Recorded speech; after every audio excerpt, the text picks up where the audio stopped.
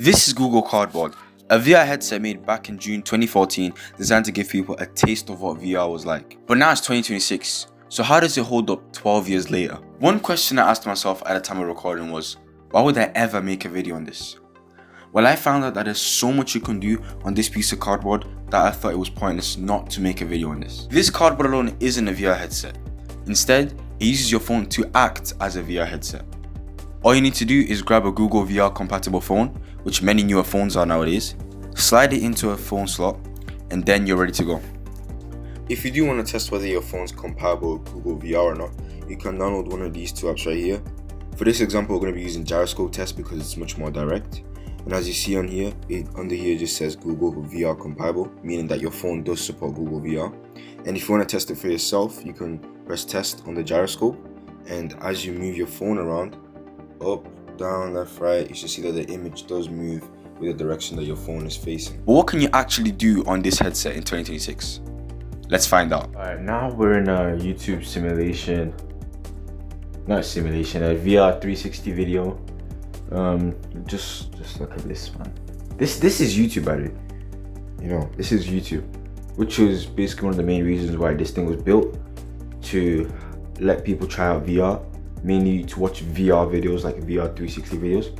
And right here, we got one. This is a plank walk simulation. I mean, it's so high, that's why we had that platform earlier. You can see we're walking through this tiny wooden, not tiny, but like narrow wooden plank. I'm having to squint my eyes because I don't actually have lens for this. And that dog, there is the dog. Oh, I got pushed off that ledge, but now we're on a bird just flying around. But yeah, as I said, I'm having to squint my eyes really like a lot just to see the image clearly, because I don't want to buy a lens, because I just want to get this video done with. So because I've been doing this for like a week and it's just got boring, so I just wanted to do this video quickly. And so I do not have lenses, but I can you gotta take risks. I'll struggle with this for the time being, but yeah, now you see it's nighttime and all of this, you know, beautiful sky and all that. Is that northern lights, kind of greenish light? But yeah, I mean, this was one of the major uses for this cardboard, was to watch VR 360 videos. And now we're in an app called Full Dive VR, which is basically your virtual home. As you can see, we have the stairs there and everything. But yeah, it's basically a virtual home. It's made to make it basically easier for you to access like VR videos. As you can see here, we got some range of different content. I'm not gonna play any, so we don't get copyright. But yeah, this is, you know, it's basically made to make it easy to play your VR videos and the several VR games that are on the Play Store and everything. So yeah. Now I could have just ended the video there, because on a piece of cardboard, watching VR videos is probably one of the main functions, as I said earlier, and aside from the other games on the Play Store. But I took into consideration of what the other VR headsets, like the proper standalone VR headsets like the MetaQuest and the Pico headsets, can actually do. And I thought to myself, would it be possible to actually make a fully fledged VR headset for free? And so with that question in mind, I tried out a lot of software and tools that would basically allow me to reach that same functionality, but very, very limited and very basic. I stumbled across an app on the Play Store called Ivory VR, which basically allows me to use my phone to act as a PC VR headset. Now, you also need to have the PC version installed as well, so that the PC can actually connect to your phone and utilize it. And you also need Steam VR on your PC for Ivory to actually work. Now after that setup's complete, you should be able to see Steam VR. So, I mean, yeah, it's when I managed to get this working at first, I was amazed. I mean, like, how is that this on a piece of cardboard technically, which is crazy. But yeah, you got PC VR functionality on a piece of cardboard. Now this is only the home. Could you actually do more than being in Steam VR home and just looking around at this Steam VR logo all day? Yes and no. The reason why I say yes and no is because yes, Steam VR does work, and yes, I can look around. But the thing is, how do I actually interact? You could take the easy route and just go out and buy Valve Index controllers or HTC Vive controllers or just any sort of VR controllers to connect to your PC.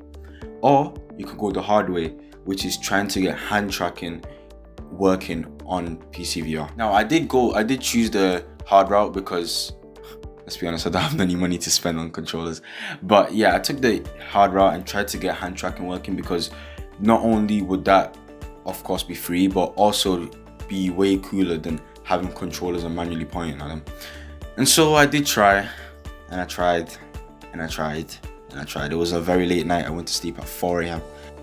And in the end, I wasn't as successful as I thought I'd be. It did work, but to a certain degree, I couldn't really stretch out my hand and just pinch there to select that.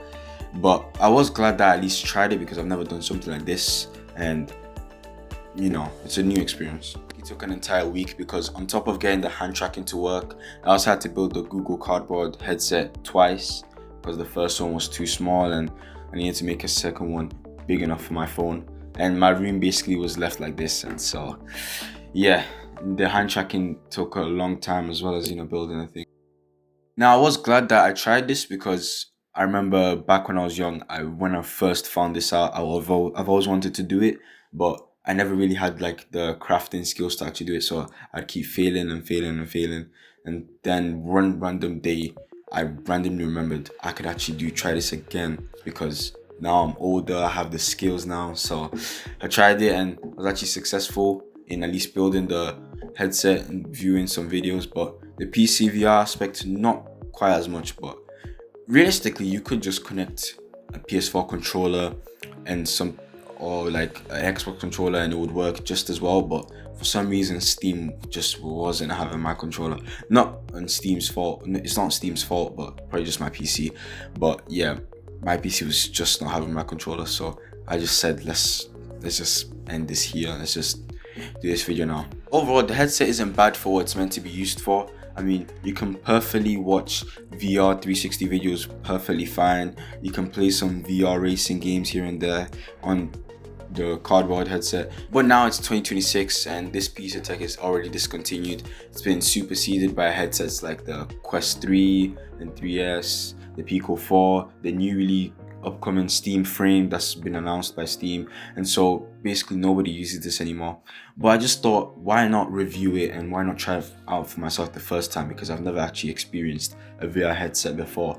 And so Google Cardboard is a great place to start. I mean, a lot of people started on the Google Cardboard and then progressed their way up to the proper fancy ones and the extreme ones, but I just said why not try it and why not make a video on it. Anyways, thank you so much for watching. It's been a long week trying to get all this to work, and so a like or a follow will be very much appreciated. Thank you so much, and I'll catch you in the next one.